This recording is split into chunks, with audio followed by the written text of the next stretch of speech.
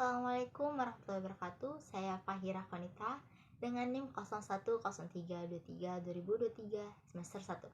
Di sini kita akan membahas mengenal hadis Nabi Shallallahu alaihi wasallam dengan dosen pengampu Bapak Muhammad Iqbal Abdul Muin LCMA. Saya dari Prodi Pengembangan Masyarakat Islam, Fakultas Dakwah dan Komunikasi. Bab 1. Pengertian hadis. Hadis secara etimologi merupakan kata benda dari kata al-tahdis yang berarti pembicaraan. Hadis secara terminologi merupakan perkataan, perbuatan, dan ketetapan atau takrir yang dilakukan oleh Nabi Muhammad SAW. 2. Ada sunnah. Sunnah atau as-sunnah secara bahasa berarti as-sirah al-mutaba'ah yang berarti jalan yang diikuti. Setiap jalan dan perjalanan yang diikuti dinamakan sunnah, baik itu jalan yang baik maupun jalan yang buruk.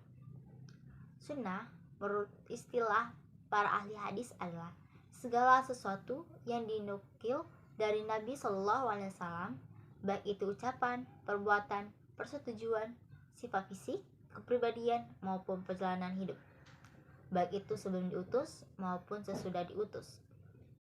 Yang ketiga ada kabar. Kabar secara bahasa berarti an-naba, yang berarti kabar atau berita. Kabar secara istilah, kabar ini semakna dengan hadis sehingga memiliki definisi yang sama dengan hadis. Namun, menurut pendapat yang lain menyatakan bahwa kabar ini lebih umum daripada hadis, sehingga definisi kabar adalah segala sesuatu yang disandarkan kepada Nabi SAW dan juga kepada selain beliau. Syekh Utsmin mengatakan kabar adalah segala sesuatu yang disandarkan pada Nabi SAW dan juga disandarkan kepadanya selainnya. Yang keempat ada atsar. Atsar secara bahasa berarti baqiyatu asyai, yang berarti sisa dari sesuatu atau jejak. Adapun secara istilah, atsar adalah segala sesuatu yang disandarkan pada sahabat atau tabi'in. Ada kalanya atsar juga didefinisikan dengan segala sesuatu yang disandarkan kepada Nabi SAW. Namun, biasanya penyebutannya disandarkan dengan redaksi dari Nabi SAW, sehingga penyebutannya seperti ini dalam sebuah atsar dalam Nabi SAW. B. Fungsi hadis. Fungsi hadis terdapat 4 macam fungsi hadis terdapat Al-Quran yang ditetapkan oleh ulama atsar sebagai berikut.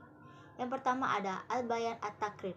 Bayan at-takrir disebut juga dengan bayan at-taqaid dengan bayan at-isbat. Dalam hal ini, hadis berfungsi untuk menetapkan dan memperkuat apa yang telah diterangkan dalam Al-Quran. Yang kedua ada bayan at-tafsir.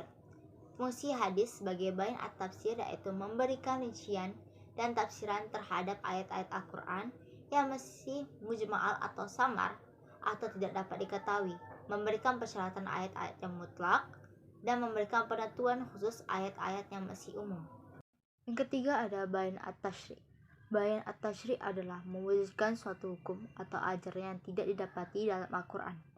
Fungsi ini disebut juga dengan bayan zaid al-kitab al-karim. Yang keempat ada bayan an-nas. Secara bahasa, an-nas memiliki arti yang beragam.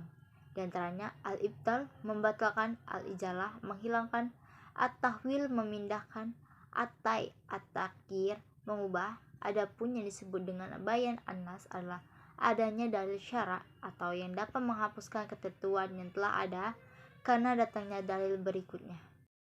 Menurut jumhur ulama, kedudukan hadis menempati posisi kedua setelah Al-Quran.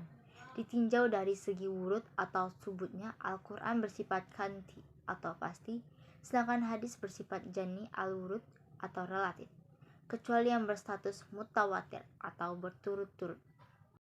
C. Dalil-dalil tentang kehujaan hadis.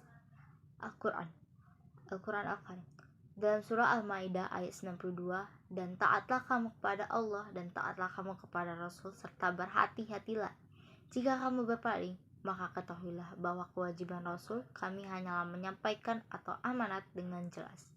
Yang kedua ada hadis yang berbunyi, aku telah tinggalkan pada kamu 2 perkara, kamu tidak akan sesat selama berpegang kepada keduanya, yaitu kitab Allah dan sunnah Rasulnya. Yang ketiga ada ijma. kaum muslimin menerima sunnah seperti mereka menerima Al-Quran Al-Karim karena berdasarkan kesaksian Allah. Sunnah merupakan salah satu sumber syariat. Terima kasih. Assalamualaikum warahmatullahi wabarakatuh.